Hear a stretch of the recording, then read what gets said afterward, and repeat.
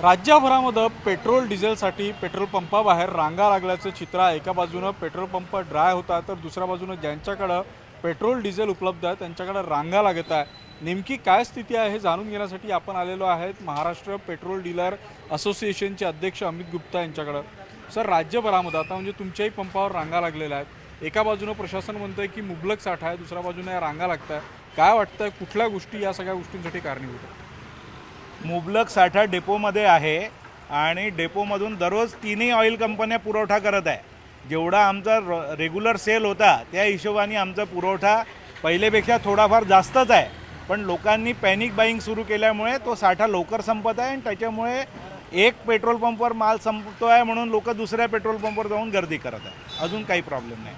पण sir, panic buying का सुरू झाला, म्हणजे कुठल्या गोष्टी कारणीभूत आला?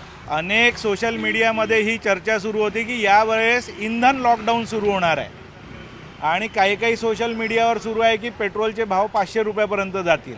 त्याच्यामुळे लोकांच्या मनात भीती निर्माण झाली आणि त्याच्यासाठी कारणीभूत काय झालं की गॅस सिलेंडरचा जो लोकांना त्रास झाला शॉर्टेजमुळे, तर लोकांना वाटलं की गॅसच्या जागी तर आपण चुलीवर जेवण स्वयंपाक करू शकू, पण पेट्रोलच नाही राहणार तर आपण कामावर कसं जाऊ। त्याच्यामुळे ही पॅनिक बाईंग सुरू झाली आहे। बरं सर, हे सुरू झाल्यानंतर आता महत्त्वाचं एक येतं की अनेक पंपांवरचा साठा संपतो, त्यामुळे देखील ही गर्दी वाढता। मग हे सुरळीत होण्यासाठी काय प्रयत्न केले पाहिजे? काल आम्ही कलेक्टर साहेबांच्या आढावा बैठकीमध्ये सांगितलं की एक वेळा थोडंफार वेळ जास्त का होईना एक वेळा सर्व पेट्रोल पंपवर माल पोचवून देणं आवश्यक आहे। एक वेळा सगळे पेट्रोल पंप सुरू होऊन जातील तर लोकांच्या मनातली जी भीती आहे ती भीती संपून जाईल आणि हे पॅनिक बाईंग संपून जाईल।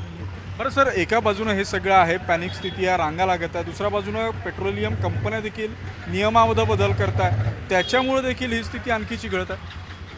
नियमामध्ये आता त्यांना वरती जो इंटरनॅशनल मार्केटमध्ये जो फरक आलेला आहे तर त्यांनाही अपफ्रंट पेमेंट करावं लागतं, त्याच्यामुळे त्यांनी पेमेंटमध्ये बदल केलेले आहे।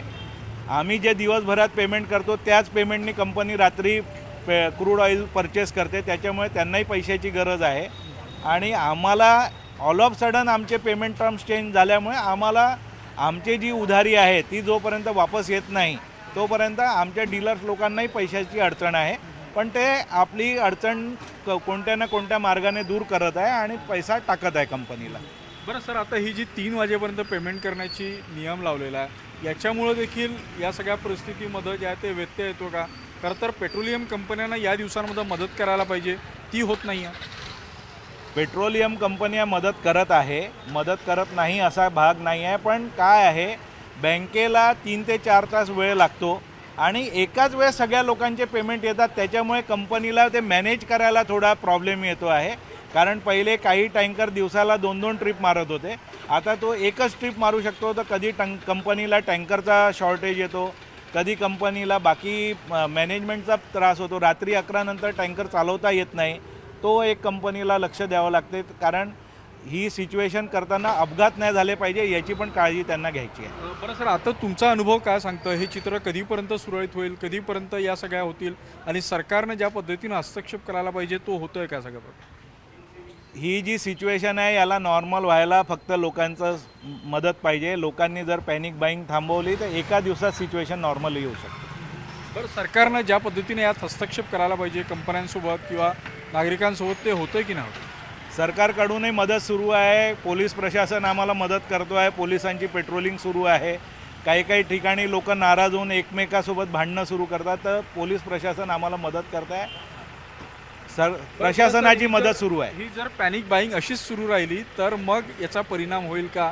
जो कंपन्यांकडे साठा आहे तो कुठेतरी कमी होईल का? कंपन्यांकडे साठा ते वेळेवर बरोबर आणत आहे, लोकांनी फक्त जेवढं आवश्यक आहे जर तेवढंच पेट्रोल डिझेल विकत घेतलं तर सगळं सिच्युएशन नॉर्मल होऊन जाईल। नक्कीच आपण पाहतोय की राज्यभरामध्ये एका बाजूनं रांगा आहेत, दुसऱ्या बाजूनं साठा संपतोय, मात्र नागरिकांनी भीतीच्या बळी न पडता जर हवं तेवढंच इंधन भरलं तर ही स्थिती पूर्वपदावर येऊ शकतो असा विश्वास जो आहे तो अमित गुप्ता यांच्याकडून व्यक्त केला जातो आहे। व्हिडिओ जर्नलिस्ट प्रशांत मोहितेसह उदय तिमांडे, न्यूज 18 मराठी, नागपूर।